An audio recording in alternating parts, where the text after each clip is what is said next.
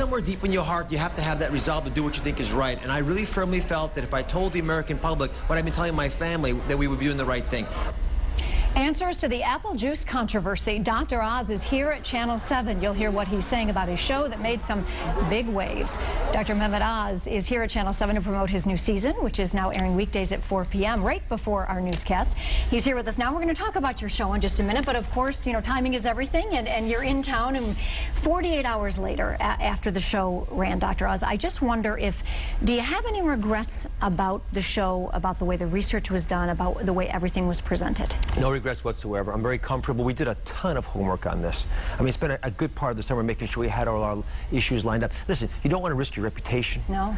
All the hard work you've done to build the trust of the public by doing sloppy, stupid mistakes. We'll see how it plays out. I'm very confident that I am sharing information that I believe is trustworthy. It's a very difficult field to evaluate. It's why it's been such a challenge for the FDA. I don't think they're bad people here. I don't think the juice manufacturers want to have a problem. I think everyone wants the right thing to occur. We just need to agree scientifically about what's really dangerous and what's a rational number. That's why I keep arguing that if we're thinking that water is safe at 10 parts per billion, maybe that ought to be the same number for apple juice. You know, the FDA called what you were doing with the show misleading and misinformation, I believe, or somewhat alarming. But this was a letter they sent you 5 days before the show aired. I think when people hear that, they say, did you take pause at that point and think, shoot, should I have done this differently, or maybe I shouldn't be airing the show because of the way they were reacting? Of course. They said we misrepresented the situation, which is strong wording from the FDA, an organization that I have worked with for much of my career when I've been involved in inventing other products. So I know how seriously they take this. And we went back and we reran all of our data. They came back with a second letter arguing that we still weren't on target. This time we had a different organization, Procure Apple Juice, had that tested, came back with very similar results. Only the third time around, and there was the knowledge that had been 3 groups before us with similar findings, that we go public with the information that we had. I think responsibility to our viewers is to tell them what I believe in my heart they have to hear. They have a right to know that there's a concern about foreign sources of arsenic in our food supply. Apples are just one of those potential threats. If we can reduce arsenic levels especially to our kids, but to all of us, to as low a number as possible, everybody, there's no disagreement about this, everybody agrees it's better for us. How we do it is where the challenge lies. Well, and some people just think that, yes, people have a right to know, but that they thought it was alarming. But I want to read you a statement. This was from the Michigan Apple Committee. They said the testing that was done by the Dr. Oz show aggregated the organic and the inorganic.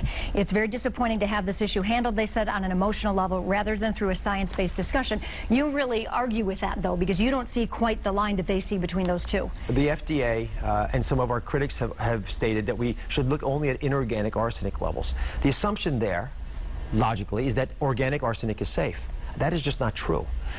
Organic arsenic found in fish, which is the one place that has been a concern, does appear to be safe.